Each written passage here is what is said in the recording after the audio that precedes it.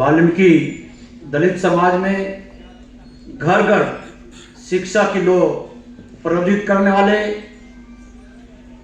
और समाज में व्याप्त आडंबरवाद और अंधविश्वास के विरुद्ध बिगुल बजाने वाली महान शख्सियत आदरणीय दर्शन रतन रावण जी, और इस देश में दलित और वंचित समाज की हकों की लड़ाई को शिद्दत से लड़ने वाली शख्सियत और सामाजिक न्याय के प्रोदा और सच्चे अर्थों में महात्मा बुद्ध जी और बाबा साहब अंबेडकर के आदर्शों पर चलने वाली शख्सियत, महान शिक्षाविद और सुप्रीम कोर्ट के अधिवक्ता रहे ऑल इंडिया कांग्रेस कमेटी के चेयरमैन आदरणीय राजेंद्र पाल गौतम जी, और हमारे वाल्मीकि समाज की आन बान शान हमारे बड़े भाई और पूर्व मंत्री राजकुमार बैरका जी, हरियाणा से अभी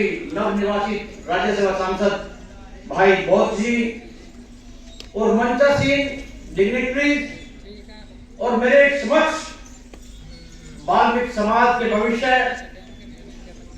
और मेरी मातृशक्ति और मेरे बुजुर्ग और नौजवान साथियों, आप सभी को जय वाल्मीकि, जय रविदास, जय कबीर, जय भीम। सबसे पहले तो मैं आदरणीय रावण जी को बधाई देना चाहता हूं कि आपने जो एक प्रयास, एक छोटा सा पौधा आपने लगाया था, आज मैं उसको एक वृक्ष बनते हुए देख रहा हूं कि आज हमारे छोटे छोटे बच्चे जिनको स्टेज फोबिया था, आज बेहतरीन ढंग से अपनी बात यहां पर रखे गए हैं। आप सौभाग्यशाली है कि आज आपको अपने जीवन में कैसे आगे बढ़ना है, आपने कौन से सब्जेक्ट लेने हैं, ये गाइड करने वाले हैं। लेकिन जब हम पढ़ते थे, मैं भी एक साधारण सफाई कर्मचारी का बेटा हूं और डबल पीएचडी की,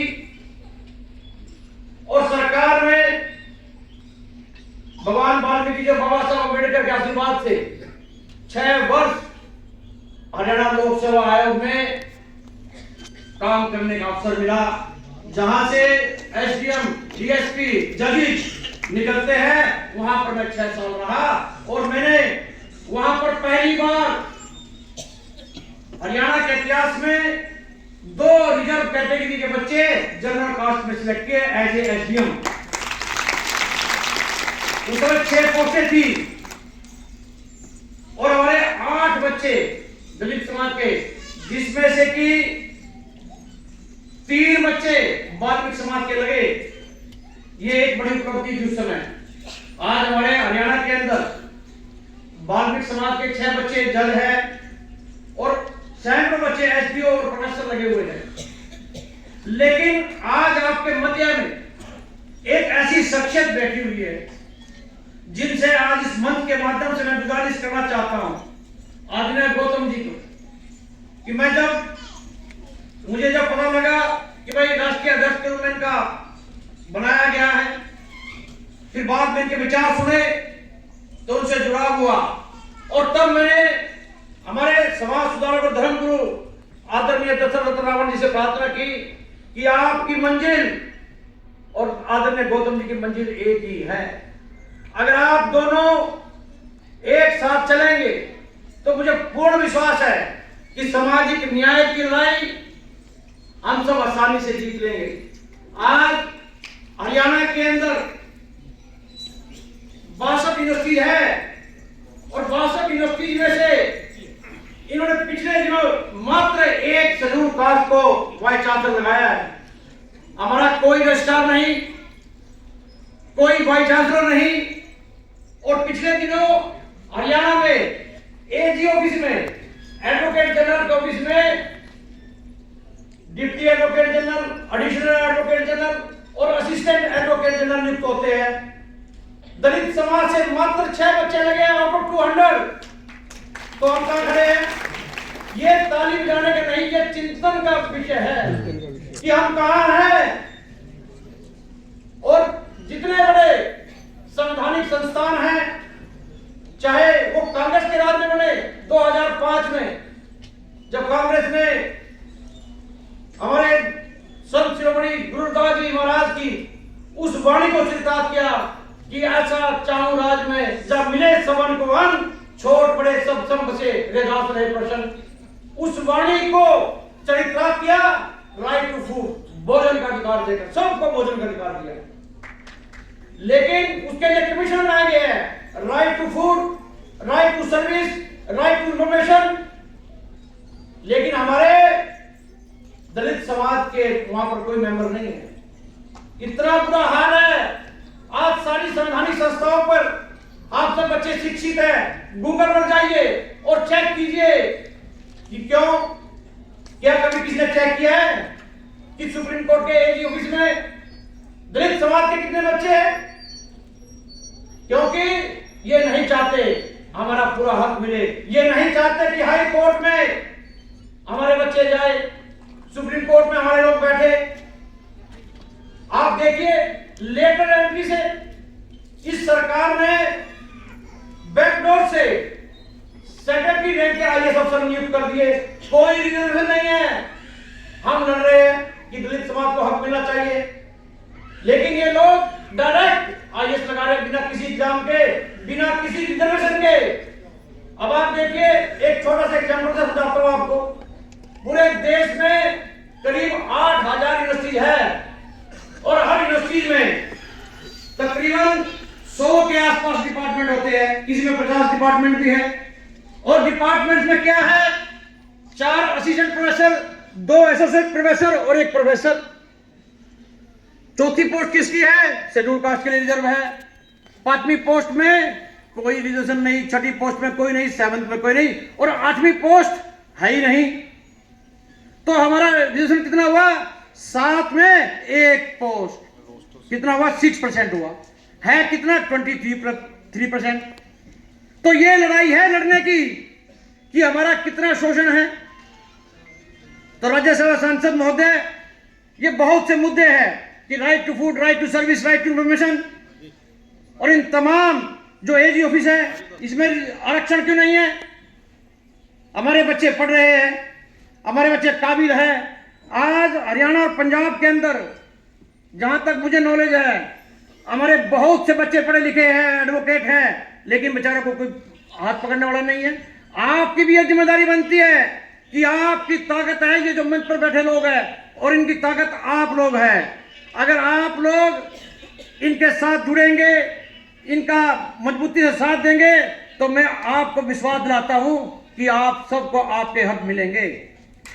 और मैं साथ में प्रार्थना करना चाहूंगा गौतम जी से कि साहब, राहुल गांधी जी कहते हैं कि न्याय होना चाहिए, होना भी चाहिए और साथ में वो दिखाई भी देना चाहिए। तो सामाजिक न्याय जो है वो होते नजर आना चाहिए। ऐसी मैं उम्मीद करता हूं कि हमारे जो दलित समाज के लोग हैं उनके बीच में जो सामाजिक न्याय की एक खाई बनती जा रही है, उसको आपको पाटना है, क्योंकि आप बाबा साहब डॉक्टर भीमराव अंबेडकर और गौतम बुद्ध जी के विचारधारा को मानने वाले हैं। आप समता मूलक समाज में विश्वास करते हैं, तो मुझे उम्मीद जगी है कि आप और रावण जी की जोड़ी सामाजिक न्याय की लड़ाई में एक अहम भूमिका निभाएगी। और मैं इन्हीं शुभकामनाओं के साथ ये प्रार्थना करता हूं कि आप सब साथ साथ आगे बढ़ेंगे, क्योंकि इस समय बड़ा नाजुक है। दलित समाज का हक छीना जा रहा है। अगर इस समय हम एक नहीं हुए तो आप याद रखिए, हमारा आगे नामो निशान मिट जाएगा। आगे इतनी केंद्र में ऐसी एक निरंकुश सरकार विराजमान है। पिछले दिनों हरियाणा लोक सेवा आयोग में 1200 पोस्ट निकली, जो 600 पोस्ट थी डिप्राइव शेड्यूल कास्ट की और 600 पोस्ट थी अदर शेड्यूल कास्ट की। ये कंप्यूटर साइंस की बात है। आपको जानकर हैरानी होगी कि 0 बच्चे पास किए, 0, 600 हमारे भी 0 और अदर शेड्यूल कास्ट के भी 0 बच्चे, 1200 में से 0 बच्चे पास हुए। अब आप देख लीजिए कि ये कितना हमें आरक्षण देते हैं। और कैसे बाहर किए? वो बच्चे बाहर किए जो बच्चे CSIR council of scientific industrial research में नेट है, यूजीसी क्वालिफाइड है, जेरफ क्वालिफाइड है, डॉक्टरेट है, और एक छोटा सा टेस्ट जो एक SCS रैंक का अफसर एक टेस्ट लेता है, SKT स्क्रीन नॉलेज टेस्ट, उसको हथियार बनाकर बच्चों को बाहर कर दिया।